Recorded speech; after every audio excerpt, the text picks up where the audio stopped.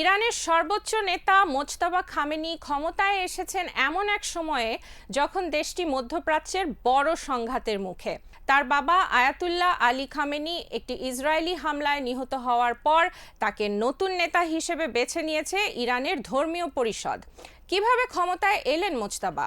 তাকে নির্বাচন করেছে অ্যাসেম্বলি অফ এক্সপার্টস। এই পরিষদে আছেন ৮৮ জন শিয়া আলেম। ১৯৭৯ সালের বিপ্লবের পর তিনি ইরানের তৃতীয় সর্বোচ্চ নেতা। মোজতবা খামেনি ক্ষমতা নিয়েছেন এমন এক সময়ে যখন ইরান মধ্যপ্রাচ্যের বড় যুদ্ধে জড়িয়ে আছে। দেশটি অভ্যন্তরীণ রাজনৈতিক সংকটে এবং আন্তর্জাতিক চাপ ও অর্থনৈতিক ঝুঁকিও বাড়ছে। অনেক বিশ্লেষক বলছেন ১৯৭৯ সালের ইসলামী বিপ্লবের পর এটাই সবচেয়ে বড় সংকট। আর নির্বাচনের পর বিপ্লবপন্থীরা রাস্তায় নেমে আল্লাহু আকবার স্লোগান দিয়েছে, নিরাপত্তা বাহিনীর নতুন কমান্ডার হিসেবে আনুগত্য ঘোষণা করেছে। রাষ্ট্রীয় টিভিতে তার নামে ছোড়া মিসাইলের ছবি দেখানো হয়েছে। সবচেয়ে বড় সমর্থন এসেছে শক্তিশালী সামরিক বাহিনী ইসলামিক রেভলিউশনারি গার্ড কর্পস থেকে। তবে বিরোধিতাও আছে।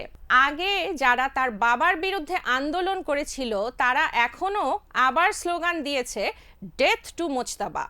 তাদের অভিযোগ, ইরানের শাসন ব্যবস্থা আরো কঠোর হয়ে উঠতে পারে। ইসরায়েলি হামলায় মোজতবা খামেনি হারিয়েছেন তার বাবা, তার মা, তার স্ত্রী এবং তার এক ছেলেকে। এ কারণে চলমান যুদ্ধ তার জন্য ব্যক্তিগত প্রতিশোধের বিষয়েও পরিণত হতে পারে বলে বিশ্লেষকরা মনে করছেন। মোজতবা খামেনিকে নিয়ে অনেক রহস্য আছে, যেমন তিনি খুব কমই জনসমক্ষে এসেছেন। আগে কখনো কোনো বড় সরকারি পদে ছিলেন না।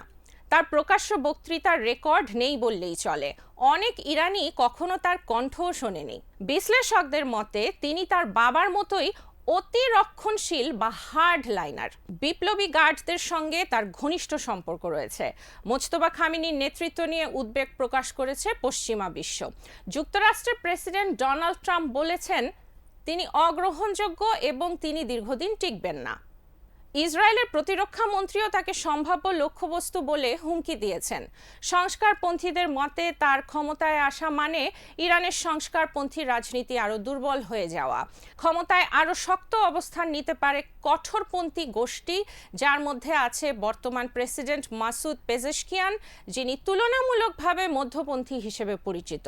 মোজতবা খামেনি এমন এক সময় ইরানের নেতৃত্বে এসেছেন যখন দেশটি যুদ্ধ, রাজনৈতিক অস্থিরতা এবং আন্তর্জাতিক চাপের মধ্যে রয়েছে।